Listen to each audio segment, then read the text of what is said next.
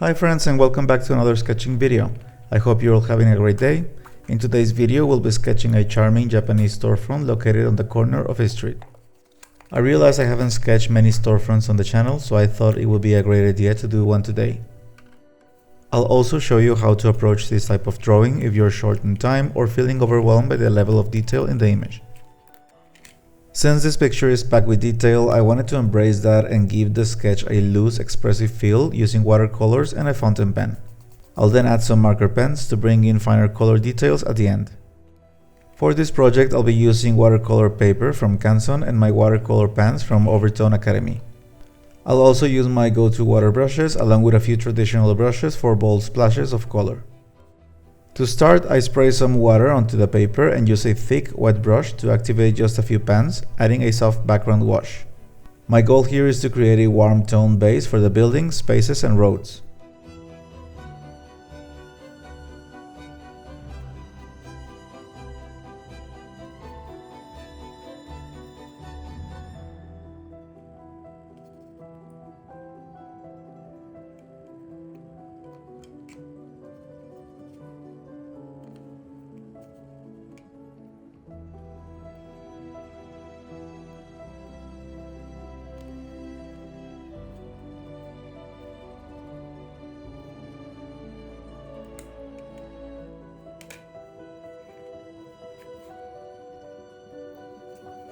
Once the base was done, I let the paper dry for about an hour before starting to sketch the elements with my fountain pen. For this sketch, I started slowly with the fountain pen, gradually picking up speed as I added more details to the store. Typically, I use slow, continuous lines when sketching, but this time I wanted to give the drawing more character by opting for irregular, spontaneous strokes. These messy lines create the impression of elements crowding the scene rather than clearly defined representations.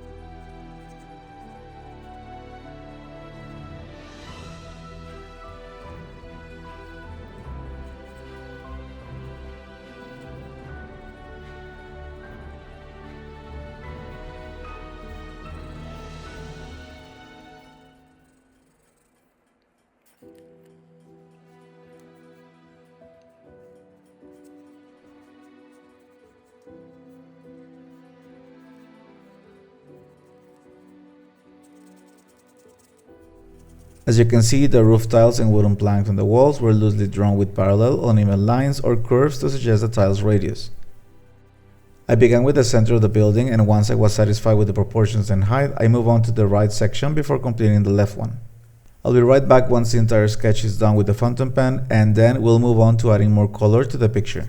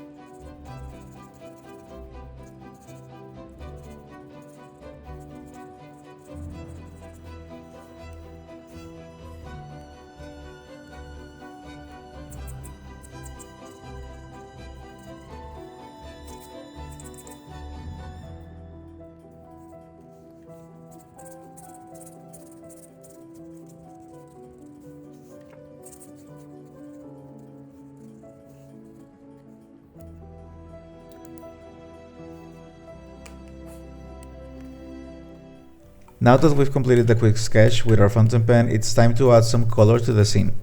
For this, I'll be using my water brush and watercolor pens, but I won't be applying color to the entire picture.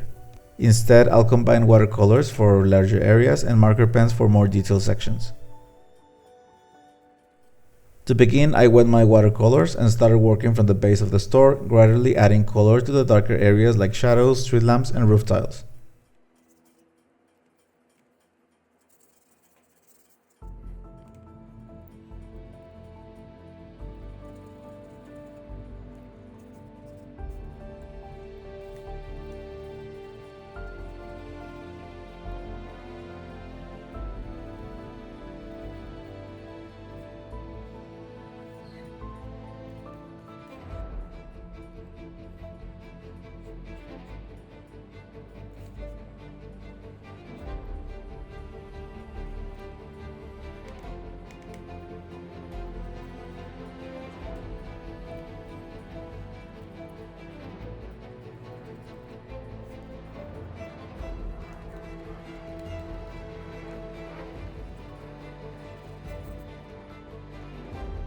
Next, I used browns for the wooden parts of the store and continued alternating colors as needed.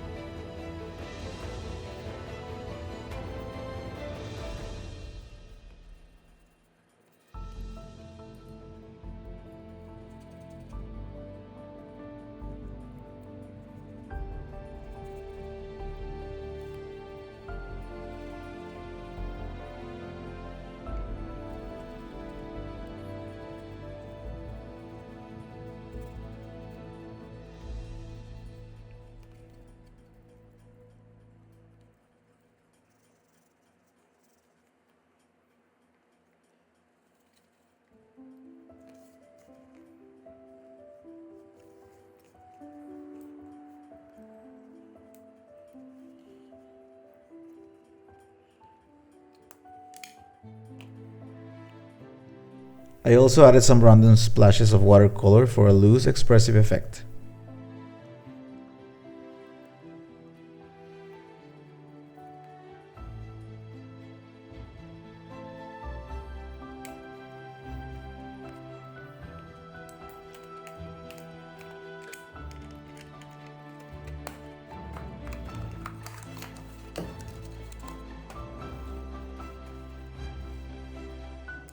Once the watercolor had completely dried, I noticed that some of the original fountain pen sketches had faded, so I went back and retraced those areas before moving on to the marker pens.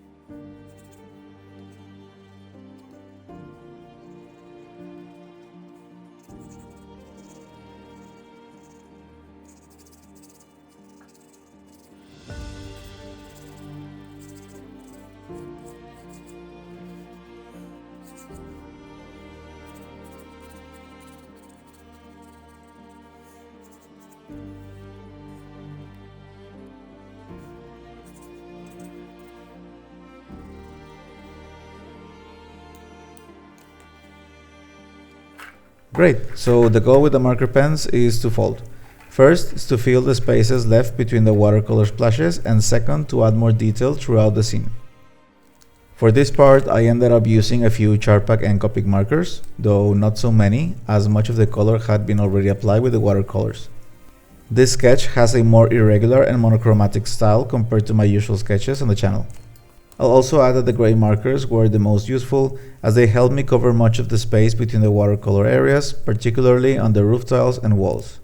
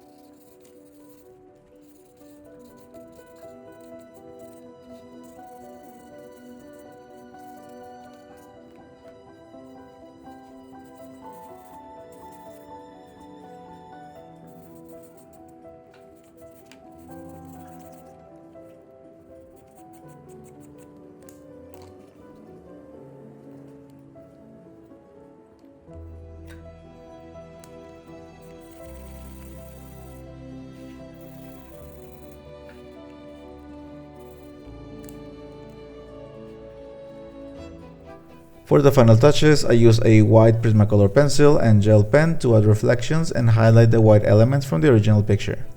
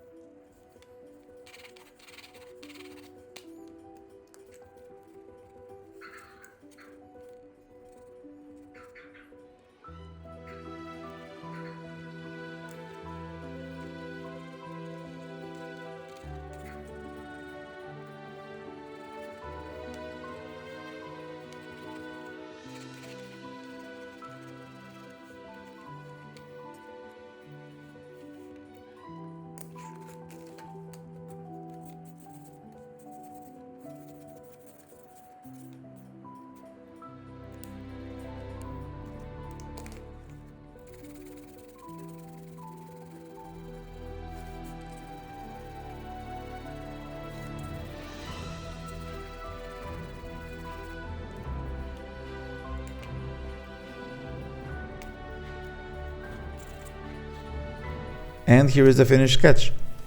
Friends, thank you so much for watching. As always, I hope you have enjoyed the video and found it useful. If you like what you saw, please give this video a thumbs up and consider subscribing for more sketching content. I'll leave you with some final shots of the sketch and hope to see you in the next video. Have a great day.